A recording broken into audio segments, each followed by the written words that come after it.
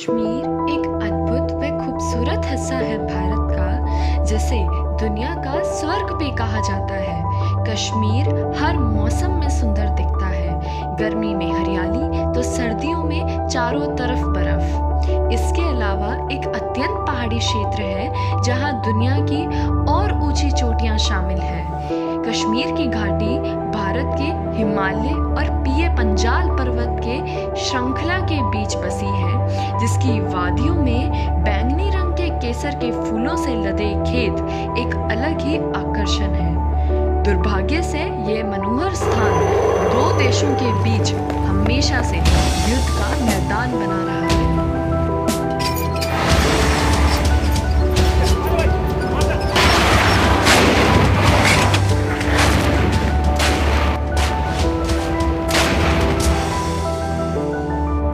हिमालय से ऊंचा साहस उनका, सर जो किसी के आगे न झुका। मातृभूमि की खातिर किया सब अर्पण, ऐसे वीरों को मेरा नमन, ऐसे वीरों को मेरा नमन। जय हिंद। सर, आपको भारत के सबसे सर्वोच्च वीरता पुरस्कार से सम्मानित किया गया। उसके लिए मैं पूरे भारतवर्ष की ओर से आपको खूब सारी बधाई देती हूँ। धन्यवाद। सर, कारगिल युद्ध को 22 साल हो चुके हैं। हम जी आपकी वीरता और कारगिल युद्ध का अनुभव आपके मुख से सुनना चाहते हैं। जय हिंद। बताता हूँ आपको। मेरी बटालियन का नाम दो राजरीफ थे और हमारी बटालियन उस समय कारगिल के मैदान में तैनात नहीं थी। हमारी बटालियन कारगिल से 300 किलोमीटर पीछे कुपवाड़ा सेक्टर में तैनात थी। और जब हमारी वहाँ ताबड़तोड़ हमला हो रहा था उस तोलोलिंग के ऊपर, तो भारतीय सेना के chief of the army staff Ved Prakash Malik ने ये कहा कि हमारे सैनिक 3 बार हमला कर चुके तोलोलिंग पर और अभी तक कारगिल में कोई कामयाबी नहीं मिली है। तो ऐसी बटालियन को यहाँ डिप्लॉय किया जाए जो बहुत बहादुर हो और लड़ने में बहुत बहादुर बटालियन है, उसको बुलाया जाए। तो उस समय के ऊपर हमारी बटालियन का इतिहास देखा मलिक साहब ने कि ये बटालियन 200 साल पुरानी बटालियन है, दो राजरी, और इसका इतिहास स्वर्ण अक्षरों में लिखा गया है। और ये कभी भी हार का मुंह नहीं देखा। इसने हमेशा विजय श्री प्राप्त करी है, विदेशों में भी करी है, देश में भी करी है। 1947, 1962, 65 और 71 के अंदर इस बटालियन का बहुत तगड़ा योगदान रहा है। हर मैदान के अंदर 1947 में ने पहला महावीर चक्र प्राप्त किया था, जो हौलदार चुनाराम फगेड़िया जो सिक्कर के रहने वाले थे, वो 2 राजरीफ के ही बंदे थे जिन्होंने 1947 में पहला जीवित महावीर चक्र प्राप्त किया। उसके बाद में 62 और 65 और 71 के अंदर भी इन्होंने कई युद्ध मेडल प्राप्त किए। और इसके बाद में हमारी बटालियन को वहाँ से कुपवाड़ा से कारगिल में बुला लिया गया chief of the army staff. वहाँ हमारा सैनिक सम्मेलन लिया गया उस जगह पर। लेने के बाद में हमारी 2 राजरीफ का सैनिक सम्मेलन लिया। उससे पहले 3 दिन का हमारा को क्लाइमेट और टारगेट की रेखी करने के लिए कमांडरों को भेजा। उसमें मैं भी था, छोटा सा कमांडर। एक मेरी टीम का नाम था कोबरा टीम। मेरे पास में 10 बंदे होते थे, मैं उनका कमांडर था, यानी सेक्शन कमांडर कोबरा टीम का, जिसको आज घातक टीम भी बोलते हैं। उस टाइम पे मेरा खुद का कोड नेम था कोबरा। मेरी जो ट्रुप को बोलते थे कोबरा। ये कोड नेम मेरे को श्रीलंका से जनरल कलकट ने दिया था, कोबरा का नाम। तो वहाँ पर मेरे battalion commander colonel MB Ravindranath ने ये बोला कि जितने ट्रूप लीडर हैं वो सबके सब तोलोलिंग की रेखी करके आएंगे और तोलोलिंग के ऊपर हमारे को अटैक मारना है। तो हम सभी लीडर वहाँ गए और तोलोलिंग के ऊपर चढ़ के देखे तो वहाँ डेड बॉडी पड़ी हुई थी हमारे सैनिकों की, और उस पर बम्बारमेंट हो रहा था और वो बॉडी ऐसे उछल रही थी। तो उसको देख के हमारा खून खोल उठा कि यार हमारे सैनिकों की पाकिस्तानियों ने ये हालत कर रखी है। तो हम उसकी पूरी रेखी करने के बाद में हम नीचे आ गए। नीचे आते दरबार में मैंने अपने बटालियन कमांडर को बताया, कर्नल MB रविंद्रनाथ को, सर मेरे पास में एक प्लान है। बोले बता बेटा क्या प्लान है। वो तोलोलिंग इस प्रकार से है, सामने डेड बॉडी गिरी हुई है हमारे सैनिकों की, उठाने नहीं दे रहे। एक बटालियन ने यहाँ से अटैक मारा था, एक ने यहाँ से, एक ने यहाँ से। 3 बटालियन हमारी यहाँ पर कैजुअल्टी दे चुकी है, काफ़ी कैजुअल्टी दे चुकी है। और फिर हम अगर सामने से अटैक मारे तो हमारी बटालियन को कैजुअल्टी देनी पड़ेगी। तो बोले तेरी प्लान क्या है दिगेंद्र, ये बता भाई। मैं को सर मेरी प्लान ये है कि मेरी कोबरा टीम या घातक टीम को मैं पीछे से मतलब यहाँ से ले जाकर पीछे LMG लगा दूं और उसके ऊपर स्टिक फायर खोलूं, तो दुश्मन अपनी LMG का रुख अब हमारी तरफ करेगा, जहाँ से फायर आया होगा वहाँ करेगा, लाजमी जरूरी है। और उसके बाद में हमारी जो 2 कंपनी है, एक डेल्टा कंपनी और एक चार्ली कंपनी, जो आप बता रहे हो डेल्टा और चार्ली अटैक में शामिल होंगे, तो डेल्टा कंपनी बर्बाद बैंकर की तरफ से अटैक मारेगी और चार्ली कंपनी सामने से तोलोलिंग पर अटैक मारेगी और हम पीछे से उनका इलाज करेंगे। बोले बेटा ये तो बहुत तगड़ी प्लान है तेरी। बोलो ये बात तो chief of the army staff को बता। वो पूछता है ना भाई किसी एनश्योर जेश्योर जवान का कोई पॉइंट हो तो उस टाइम तो खड़ा होकर ये बोलना सर जय हिंद, मैं यही बता रहा हूँ सर, मैं ऐसे बताऊँगा। शिव साहब को बता दिया, शिव साहब जाने मैं जानूँ और किसी से डिस्कशन नहीं। मैं जैसे ही दरबार में सभी ने बोला भाई ये तोलोलिंग पर ऐसे ऐसे 1 बटालियन के इतने बेटे शहीद हो गए, कितने या 3 बटालियनों के बहुत ज़्यादा बेटे शहीद हो चुके हैं, हमारे को कोई कामयाबी नहीं मिली है। मैं चाहता हूँ कि 2 राज्यों को turning point of the Kargil war के नाम से जाना जाए और तोलोलिंग को फतेह करके इसमें झंडा फहराया जाए। मैं अपने जवानों से, अपने जेशों अफसर साहिबान से पूछना चाहता हूँ कि कोई भी ऐसा बहादुर जवान हो जिसके दिमाग में ऐसा कोई मतलब फार्मूला हो जो बताओ मुझे अगर भाई हम इस प्रकार से अटैक मारेंगे, उसको पूंछ छूट दी जाती है। तो मैं खड़ा हूँ सर जय हिंद, best commando of the Indian army Naik Digendra Kumar उर्फ कोबरा, सेना मेडल सर। बोले हाँ बेटा दिगेंद्र तेरा नाम सुना है मैंने, तो 13 मई को जो 4 उग्रवादी दौड़ा के मारे थे कुपवाड़ा में वही दिगेंद्र है? वो हाँ सर वही हूँ। बोले हजरतबल के अंदर आपने 1 गोली से 1 उग्रवादी मारे थे, 144 सिलेंडर हुए थे, वही कोबरा है? मुझे यस सर। बोले श्रीलंका के अंदर भी आपने अद्भुत वीरता दिखाई दी? हाँ सर वही दिगेंद्र हूँ मैं। बोले तेरे किस्से तेरी बटालियन के साथ साथ चलते हैं और बटालियन से आगे भी चलते हैं। शाबाश बेटा, तेरे नाम शक्ल देखने का मौका आज मिला, लेकिन तेरे किस्से हमने पढ़ रखे हैं। बताइए बेटा क्या करना है तेरे को? मेरे को सर तोलोलिंग इस प्रकार से सामने से मैं पीछे से ऐसे रस्सा बांध के और पीछे से मेरी कोबरा टीम को और जो फिट फोर सैनिक है उनको चढ़ा सकता हूँ, और चढ़ाने के बाद में दुश्मन का बैंकर 10-20 मीटर पे ही होगा शायद। बोले रस बिल्ली के गले में घंटी कौन बांधे? मेरे को सर मैं। बोले अगर चढ़ती टाइम तो गिर गया तो? मेरे को सामने चढ़ गया तो? बोले चढ़ गया तो हिंदुस्तान की पहली कामयाबी को कोई रोकने वाला ही नहीं है, तू रस्सा बांध दे बेटे। बोले एक बार तो चढ़ने वाले तो बहुत है फौजी मेरे पास में, तो मेरे को सर रस्सा में जरूर बांधूंगा। तो बोले कौन सा रस्सा चाहिए? मेरे को सर रस्सा रस्सा चाहिए जिसकी लंबाई 100 मीटर, उठाने की क्षमता 10 टन, वो रस्सा चाहिए मेरे को। वो मेरे को इंजेक्शन भी चाहिए जो आदमी थकता नहीं है। बोले सब कुछ आपको मिलेगा, अलॉटेड कर दिया उन्होंने। और उसके बाद में मैं 14 घंटे में रस्सा बांध करके और ऊपर से नीचे आ गया। 14 घंटे में रस्सा बांधा, दुश्मन का हर मोमेंट देखा मैंने। उस टाइम पे मैंने अपनी जो फायर बेस कमांडर थे उनको बोल दिया कि इसके ऊपर फायर बेस कितना गोली बरसाओ ताकि दुश्मन बैंकर से बाहर निकल के मुझे ऐसे देख नहीं ले। अगर वो देख ले तो पत्थरी मार देगा तो मैं तो नाले में खत्म हो जाऊंगा। तो बोले मुझको सर इस पर अपनी MMG ATGM जो भी हथियार है वो सब के सब इस पर फायर होना चाहिए ताकि दुश्मन बैंकर से बाहर नहीं निकल सके। और मैं 14 घंटे में अपने 10 साथियों को लेकर के और यहाँ से मैंने रस्सा बांध दिया। रस्सा बांधने के बाद में मैंने ऊपर जा करके दुश्मन के सभी पोजीशनों को देखा और देखने से पता चला कि यहाँ तो काफ़ी बैंकर बने हुए हैं। और बैंकरों को देखता रहा, कोई ऊपर है, कोई नीचे है, कोई ऐसे है। और उनको देख करके उसके बाद में मैं सीधा का सीधा नीचे उतरा। उतरते ही मतलब अपने कमांडर को रिपोर्ट दी मैं को सर जय हिंद कोबरा। बोले हाँ कोबरा बेटा बता। मैं को सर जो आपने काम बताया वो मैंने पूरा कर दिया। बोले यार एक काम कर, तो chief of the army staff को बताइए बातें। तो बोले मुझको सर नीचे आना पड़ेगा। बोले हाँ। तो मैं नीचे आया, तो नीचे आते आते मतलब रात का 2 बज चुके थे। तो जनरल मलिक साहब एक बैंकर के अंदर ऐसे बैठे थे, वहाँ से पानी का नाला ऐसे गुजरा था जो NH नंबर 1 रोड था, जो उनका दुश्मनों का मकसद था ना वो तोलोलिंग के सामने है। आज वहाँ पर 22 साल के बाद में वहाँ पर शहीद स्मारक बना रखा है उस NH 1 के ऊपर ही। तो दुश्मनों का मकसद भी यही था कि उस तोलोलिंग पर इस रास्ते को यहाँ से कट कर दिया जाए, तो यहाँ से ऊपर 2.5 लाख फौजी है भारतीय हिंदुस्तान के, तो या तो भूखे मरेंगे या लड़के मरेंगे।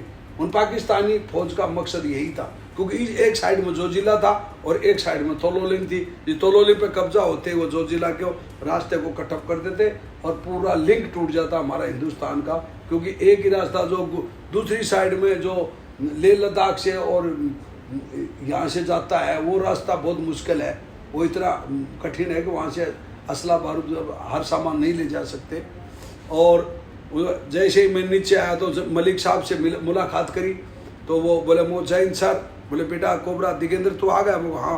बोले मेरे बेटे बता तोलोलिंग की पोजीशन क्या है? तूने रस्सा बांध दिया? मुझे सर मैंने रस्सा बांध दिया है। तो बोले तेरे को कितने बैंकर नजर आए ऊपर? मगर सर 20 से तो ज़्यादा नहीं और 10 से कम नहीं। बोले अच्छा कितनी गन दिखाई दी? मुझे सर गनों का तो गिनती नहीं, कोई यहाँ है कोई यहाँ है कोई यहाँ है, ऐसे जिगजाग में लगी हुई है, काफ़ी गन लगी हुई। तो बोले अच्छा ठीक है। बोले बेटा तेरी क्या प्लान है? मुझे सर मेरी प्लान यही है कि तोलोलिंग के पीछे जाऊँ और मेरी सेक्शन को पूरी कोबरा टीम का तक को ले जाऊँ और दुश्मनों को फायर खोलें। जो सामने से चार्ली कंपनी और डेल्टा कंपनी अटैक मारेगी, हम हमारे शिव साहब की प्लान जो होगी उस प्रकार से लड़ाई लड़ेंगे। बोले ओके बेटा ओके, जय हिंद, तू जा। तो वहाँ से मैं चढ़ना शुरू किया। दूसरे दिन मैं 11 जून को वहाँ पहुँचा, मैं ऊपर मतलब 12-1 बजे पहुँच गया। 11 जून को 1 बजे पहुँच गया। तो वहाँ जा करके मैंने रेस्ट किया और मैं वो बोला अब मेरे साथ में आदेश मिला कि भाई तेरा कंपनी कमांडर मेजर विवेक गुप्ता भी तेरे साथ तेरी टीम में ही जाएगा। तो मेजर विवेक गुप्ता होगा, फिर सूबेदार बाबूलाल बाखर जो थेबड़ी नागौर के रहने वाले थे वो हो गए, सूबेदार सुमेर सिंह राठौड़ जो खारा दुधवा के राजस्थान के थे वो आगे, फिर शेषम यशवीर सिंह था यूपी का था वो भी आगा, फिर हौलदार सुल्तान सिंह नरवारिया और नायक चिमन, नायक सुरेंद्र, लहस नायक बच्चन और राइफलमैन जसवीर सिंह, ये 9 मेरे साथी मतलब मेरे साथ हो लिया 10वां में। अब हम वहाँ बैठे बैठे वो जसवीर बोलता है यार खाना बना लो, तो वो खाना खा के चलते हैं। कल का सुबह तो पता ना किस पर मुझको यार कल का मुझको अभी खा लो, आपने चूरमा बनाया, हमने बनाया चूरमा खा लिया। फिर जसवीर बोलता है यार कमांडो मुझको कोबरा बोले चूरमा ले चला तोलोलिंग पे। वो नहीं, जनरल मलिक साहब ने यह बोला कि सुबह का नाश्ता मैं लेके आऊँगा मेरे बच्चों को। 13 जून को सुबह मुझको जनरल मलिक साहब अपने को नाश्ता कराएगा। और बोले मलिक साहब ने ये कहा मुझको, हाँ जनरल साहब ने कहा कि नाश्ता तोलोलिंग पे होगा बेटा अपना आपका, ये फौजी भाषा में हमारे को उन्होंने बोला। मुझे ठीक सर आपका नाश्ता का ज़रूर इंतज़ार करेंगे हम। तो वहाँ नाश्ता क्या हुआ तो उसको मैं यही बोला जसवीर को, मुझको जिंदा रही है तो मलिक साहब दे देगा और मर गए तो नाश्ता की जरूरत है ही नहीं, मुझको पड़ेगी नहीं। तो 12 जून की रात को 8:30 बजे हम मेरे पास 18 हैंड ग्रेनेड, 350 गोली, एक पिस्टल, एक कमांडो डैगर जो इतना बड़ा चक्कू होता है जिसको कमांडो डैगर बोलते हैं फौजी भाषा में, वो साइनाइड में ऐसे भिगोया होता है जो आदमी को टच करते ना हिंदी बोले ना अंग्रेजी बोले ऊपर ही चला जाता है। तो ये हथियार लेकर के उस भगवान को उस दुर्गा माँ को याद करके और अब मैं अपने दोस्तों को ये बोला मुझे दोस्तों यहाँ अपने को ऊपर रुक नहीं सकते, मुझको ऊपर रुक नहीं सकते। मैं जनरल साहब को तो मैंने कहा कि साहब हम वहाँ से फायर सपोर्ट देंगे आपको, लेकिन हम फायर सपोर्ट नहीं देंगे। तो बोले कोबरा क्या प्लान है तेरी? मुझको हम दुश्मन के बैंकर के अंदर घुस के मारेंगे। बोले ये बात तो तेरे किसी को पता ही नहीं, ना शिव साहब को पता ही ना किसी को। मुझको अगर ये बात बता देता तो अपने को ये मिशन ही नहीं देता मुझको। तो फिर बोले अब क्या करना है? मुझको पहले बैंकर को मैं बर्बाद कर दूंगा।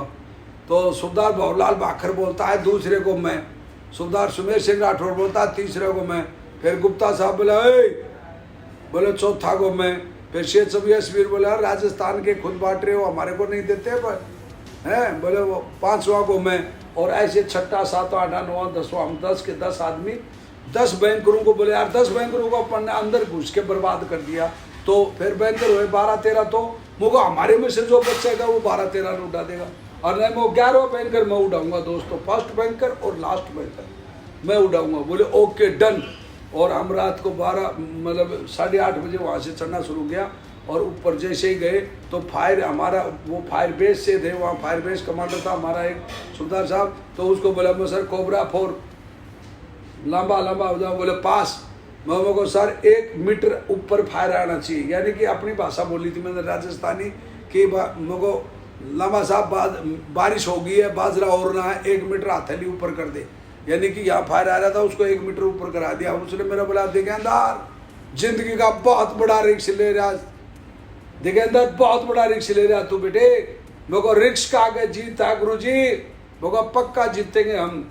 बोले शाबाश मेरे बेटे विजय श्री, तेरे को जरूर मिलेगी। और उसने क्या कि 1 मीटर की बजाय 1.5 मीटर ऊपर फायर कर दिया। हम फायर के नीचे से ऐसे घुस गए, फायर के नीचे जैसे घुसते सांप की तरह रेंगते हुए आगे बढ़े। और बढ़ते दुश्मन का जो काला काला पत्थर, वो सफ़ेद बर्फ पड़ी तो वहाँ तो सफ़ेद दिखाई दे, क्योंकि रात अंधेरी थी, कुछ नहीं दिखाई दे रहा था वहाँ। और जैसे जैसे हम दुश्मन के नज़दीक पहुँचने 10-15 मीटर पे गया तो वो सामने भयंकर था, तो वो काला काला, मैंने सोचा कहीं पत्थर है। और मेरे को क्या पता था उसके अंदर क्या है, दुश्मन का भयंकर था, उसमें गन लगी हुई थी ऐसे। तो मैंने जैसे ऐसे हाथ मारा, दुश्मन की बरल मेरे हाथ में आ गई। मैं ऐसे ऊपर मारे, हाथ में बरल हाथ में आई। मैंने अपनी तरफ जैसे खींचा, उसने फायर कर दिया।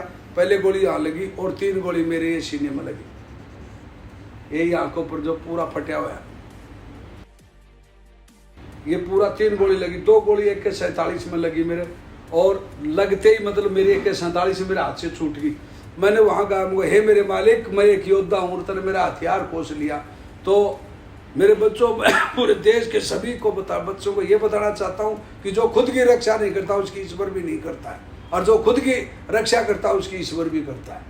ये पॉइंट है ये। उसके बाद में मैंने मेरे को दिगेंदर खत्म तो हो ही लिया। मैंने हैंड टू हैंड ग्रेनेड निकाला ऐसे, और उसकी पिन पाड़ी ऐसे। पाड़ते ही उस बैंकर के अंदर ऐसा कैसा अंदर ठोका, मतलब बैंकर की ये दीवार थी मोटी पत्थरों की, उसके अंदर से ऐसे बैंकर ठोका अंदर, और ठोकते दीवार के सारे लेट गए ऐसे। वो ब्राम दे फटा, फटते अंदर से आवाज आया, अल्लाहू अकबर, कापर काटे। मुझको मरिया तो है, चाहे एक भी मरो भाई है, क्योंकि वो बैंकर के पत्थर मेरे ऊपर पड़ गए। और मैंने पड़े पड़े ने वो यहाँ से खून की पिचकारी जाए, तो मैंने फर्स्ट एड निकाला, और वो खून का वो जो हमारा फर्स्ट एड होता है वो ऐसा कैसा खाल में ऐसा कैसा घूस दिया, घूस के उसको पट्टी को ऐसे दाबिया थोड़ी देर, पर वो खून काफी ऐसे आ रहा था अंदर से। फिर मैंने एक पट्टी ली, वो इसके बांधी, और फिर मैं आराम से पड़ा पत्थरों में ही इसको पट्टी बांधी ऐसे खींच कर के, और इसको पट्टी करी। अब वो जो मेरे साथी 9 थे, वो जो ऐसे आगे की तरफ ऐसे बढ़े, मैंने पहला बैंकर तो उड़ा दिया मैंने तो। अब उसमें 5 मरे, 6 मरे, 1 मरा, पता नहीं, वो तो बार को उड़ा तो खूब जाए, अल्लाहू अकबर, आवाज़ बंद उनकी। और मेरे साथी वो आगे की तरफ बढ़ रहे थे, तो उनका मेजर अनवर खान था, जो पाकिस्तान की 5 नॉर्दर्न लाइट इन्फेंट्री का। वो बोला, या अली, भाला मेरा नाम पठान है, हिंदुस्तानी काफरो, तुम्हारे को चुप चुप के मारूंगा। उन्हें तो बोले, या अली, अपने वाले बोले, बोल बजरंगबली, राजा रामचंद्र की जय। और उन्होंने फायर खोल दिया। मेरे 9 साथियों ने उनके 30 आदमियों को छोटे छोटे टुकड़े कर दिए। अब मेरे 9 साथियों को इतनी गोली लगी कि वो एक भी नहीं बच पाया, कि 20 के का 18 10 गोली लगी, किसी के सिर में लगी, किसी के पैरों में लगी। और वो कोई घंटे में, कोई आधे घंटे में, कोई 20 मिनट में, कोई 2-3 घंटे में, कोई सुबह 4 बजे तक। मेरा साथी सुमेर सिंह राठौर सुबह 4 बजे, जिसका यहाँ पेट पूरा फटा, तो सुबह 4 बजे जो उसने बोला, तिरंगा गाड़ दे, छतरी जिंदा देखना चाहता है विजय का झंडा। और लास्ट में वो मेरे साथी सुमेर सिंह राठौर खत्म हुए थे, बोला चले गाड़ दे झंडा, मैं जिंदा देखना चाहता हूँ। उस टाइम पर मतलब ये बातें उन्होंने आखिरी टाइम में बोली थी, फिर उसके बाद में वो हमेशा के लिए सो गए।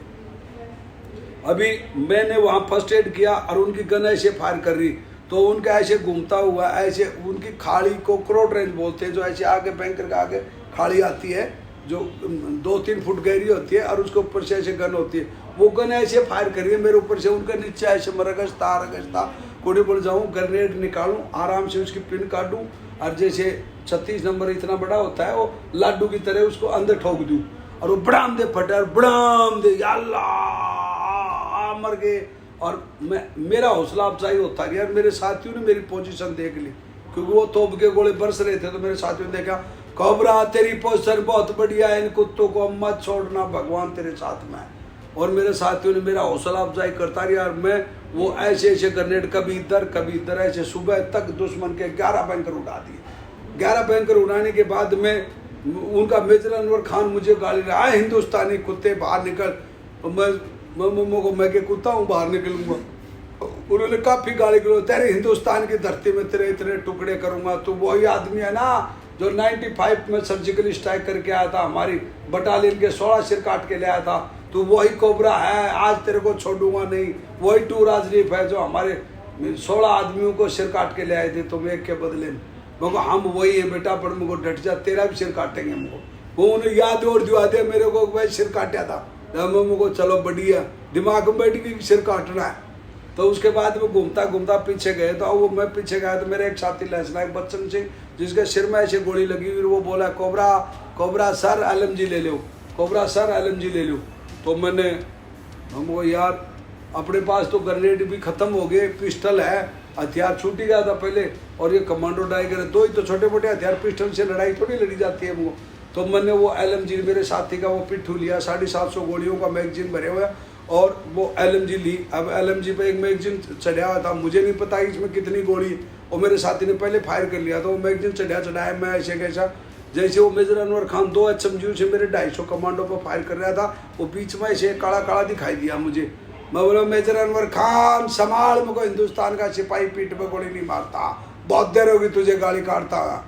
और मैंने जैसे ही उस पर फायर कराया तो उस मैगजीन में एक ही गोली थी, या रोक पड़ गई मुझे पता नहीं, और वो उसने दर्द दे गोली काटी, जो दर्द मेरे यहाँ लगी, और मेरी गोली उसके पिस्टल में लगी या हाथ में लगी, वो भी छूट गई। वो दूसरी गोली मेरे पे फायर नहीं कर सका, और उसने मेरे पर बोला याली तेरा छोड़ूंगा नहीं, 95 में मेरे साथियों को मारा था, आज तेरे 1000 टुकड़े करूंगा काफार। उसने तो मेरे ऊपर ऐसे डाई मारी, उसका हाथ इधर, और मैंने LMG तो छोड़ दी, उसका टेटुआ पकड़े ऐसे सीधा ही ऐसे टेटुआ पकड़ा, और उसको दबाया जो गट्टर गट्टर करे वो, और मारी किकर गुड़ता गुड़ता पहाड़ी से नीचे की तरफ आने शुरू हुआ हमें। तो 5-10 मीटर आए, 5-10 फीट आए पता नहीं, तो वहाँ बोला हिंदुस्तानी मुझे छोड़ दे, मैं क्यों बराते मारा, छोड़ दूँ तुझे।